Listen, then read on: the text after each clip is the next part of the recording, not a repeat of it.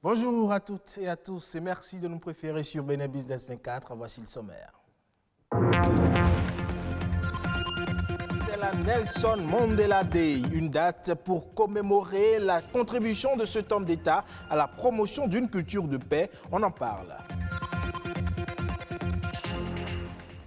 Et puis, triste mine sur le marché à bétail en cette veille de la Tabaski. L'ambiance est morose, signe de l'absence de clients et de la mévente des moutons sur le marché. Constat à suivre. Enfin, on va parler du chant lyrique, cette technique largement employée dans la musique classique telle que l'opéra ou les cantates. Un genre de musique à découvrir dans ce journal.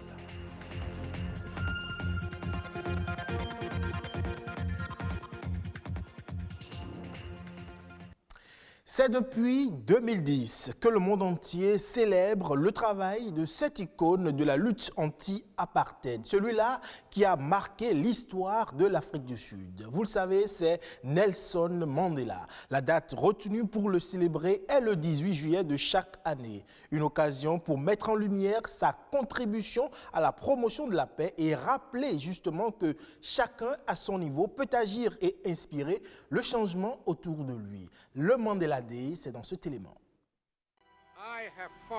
J'ai lutté avec force contre la domination blanche. J'ai lutté avec force contre la domination noire. Je chéris l'idée d'une nouvelle Afrique du Sud, où tous les Sud-Africains seront égaux. Voilà ainsi résumé la vie de cette figure emblématique, l'un des meneurs historiques de la lutte contre le système politique d'apartheid, le régime de ségrégation raciale mis en place en Afrique du Sud en 1948.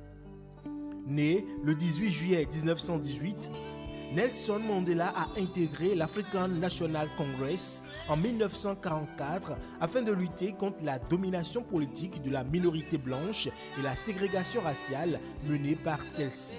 Son dévouement et son engagement en faveur de l'égalité entre les sexes et les races, de la construction d'une société plus juste, lui ont valu son arrestation et sa condamnation d'abord à une peine de 5 ans de prison, puis à la prison à vie lors du procès de Rivonia. Il se retrouve alors à purger sa peine à Robben Island pendant 18 ans au large de la ville du Cap. Nelson Mandela fut relâché le 11 février 1990 après 27 années d'emprisonnement. À sa sortie de prison, il prône les valeurs de pardon et de réconciliation. En 1993, il reçoit le prix Nobel de la paix pour ses actions en faveur de la fin de l'apartheid et l'établissement d'une démocratie non raciale dans le pays, conjointement avec le président Frédéric de Klerk qui avait autorisé sa libération. Nelson Mandela, c'est une vie dédiée à la liberté et à la paix, à tel point que l'UNESCO fait du 18 juillet, date de sa naissance, la journée internationale Nelson Mandela. Objectif, bâtir un monde plus juste. Encore connue sous l'appellation de Mandela Day, cette journée est une occasion où chaque citoyen du monde est invité à consacrer symboliquement 67 minutes de son temps au service des autres dans le même esprit de justice sociale qui animait Mandela. 67 minutes en hommage aux 67 années de militantisme de ce héros de la lutte anti-apartheid.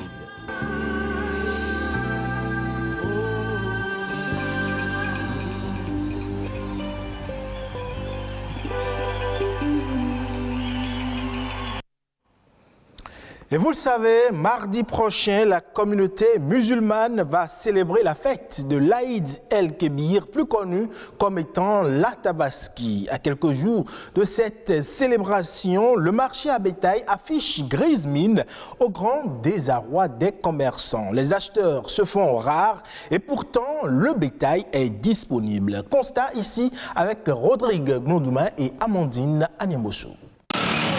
La fête de la Tabaski rime avec l'immolation du mouton, une obligation pour le fidèle musulman. En prélude à cette célébration, le marché de moutons grouille. Ici à Vaudier, ce n'est pas encore la grande affluence. Actuellement, le marché n'est pas encore animé. Il n'y a pas les clients même dedans, il n'y a pas les clients au marché. À la veille de la Tabaski, c'est là qu'on vend bien avec le jour de la Tabaski. Donc, pour le moment, les gens ont commencé par venir un peu, mais pas trop. Parce que tout le monde n'a pas là où va déposer les moutons, donc c'est pourquoi les gens ne viennent pas vite. Les prix varient en fonction de la taille de l'animal. Les moyens, c'est à 50 000, ceux qui sont un peu grands jusqu'à 70, 80, mais les grands en allant 200 000. Cette année, on peut dire que c'est moins cher parce qu'ils ont ouvert les frontières. Pour les vendeurs, les moutons sont accessibles cette année, mais du côté des acheteurs, les avis sont partagés. Vraiment trop cher.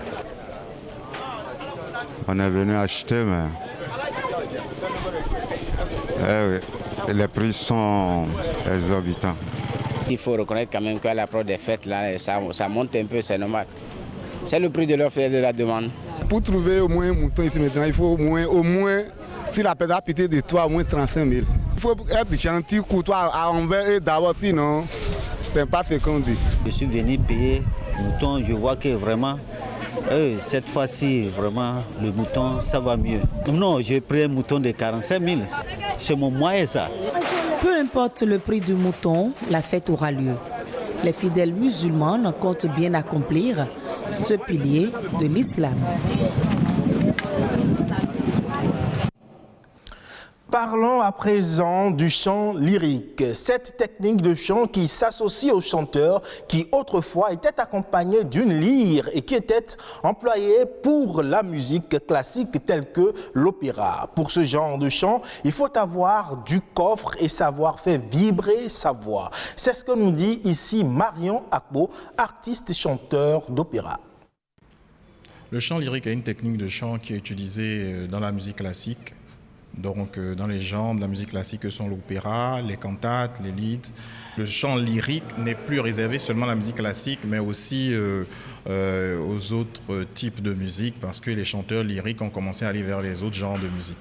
Le chant lyrique se différencie des autres manières de chanter, en fait, de par la technique qui est utilisée au niveau du chant lyrique, qui demande une certaine performance dans la voix, comparativement plutôt aux autres styles de musique qui ne demandent pas autant.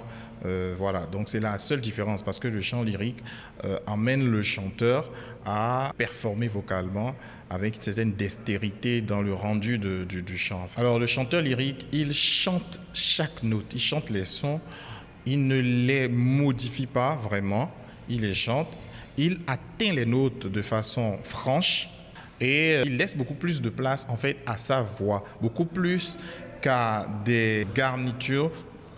Par exemple, qu'on observe au niveau de la musique R&B, qui utilise beaucoup de fantaisie dans la manière de rendre un chant. Le chanteur lyrique, lui, il donne beaucoup plus dans la présence en fait de la voix. Donc, le chanteur lyrique, c'est un chanteur à voix en fait, comparativement aux autres genres qui donnent plus de place en fait à la musique en elle-même, c'est-à-dire aux instruments. Voilà. Quand on prend les hommes, nous avons les ténors et nous avons les barytons, le plus souvent. C'est rare qu'on ait des basses. Bon, il y en a, hein, mais c'est très rare. Mais les ténors et les barytons ont plus d'opportunités au niveau donc, de la tessiture de leur voix qui leur permet en fait d'aller dans plusieurs voluptés musicales en fait. Maintenant, au niveau des femmes, nous avons les sopranos et nous avons les altos et les contre-altos.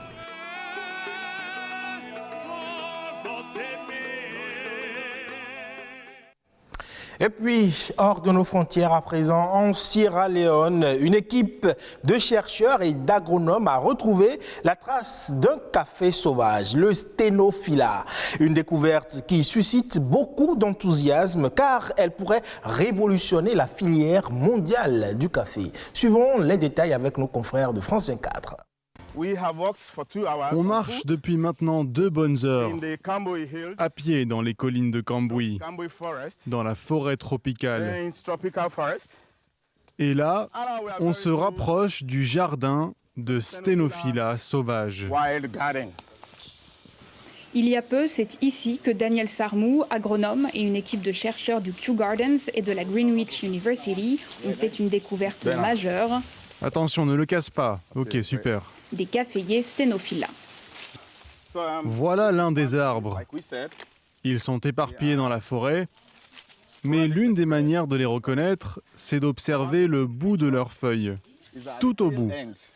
C'est très pointu et un peu courbé. Voilà, ça c'est le Stenophila. Cultivé jusqu'au début du XXe siècle, ce café était consommé sur les meilleures tables européennes, mais trop rare, il a été progressivement remplacé par l'arabica et le robusta. Boudé des marchés, oublié des agriculteurs, on le croyait totalement disparu depuis 1954. On a cherché de 2013 à 2018 et on s'est rendu compte que ça ne poussait qu'à une altitude de 400 mètres au-dessus du niveau de la mer. Je l'ai annoncé à l'équipe en leur disant que c'était ici. Donc on est venu dans cette forêt, on est monté sur une colline et puis on a aperçu 3 ou 4 arbres.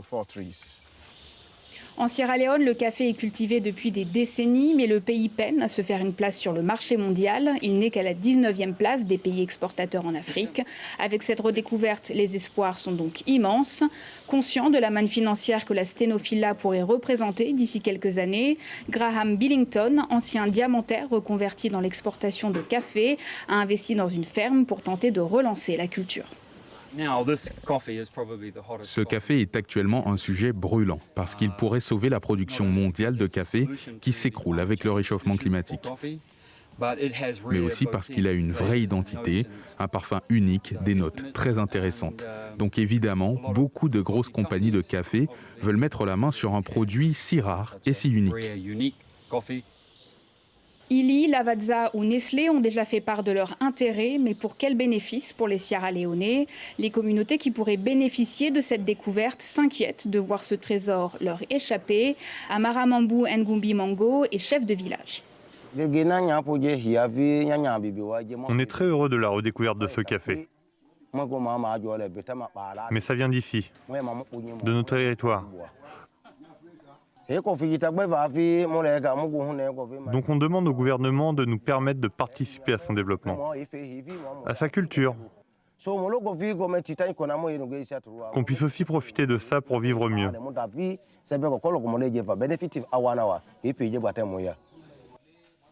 En Sierra Leone, un petit producteur de café gagne en moyenne $100 par an. Les autorités espèrent donc que la Stenophila ouvre un nouveau marché, prospère et équitable pour ses agriculteurs. Et c'est la fin de ce 12h45. Merci pour votre aimable attention. Cette édition, vous pouvez la retrouver sur le site de l'ORTB, www.ortb.bj. Bon dimanche chez vous.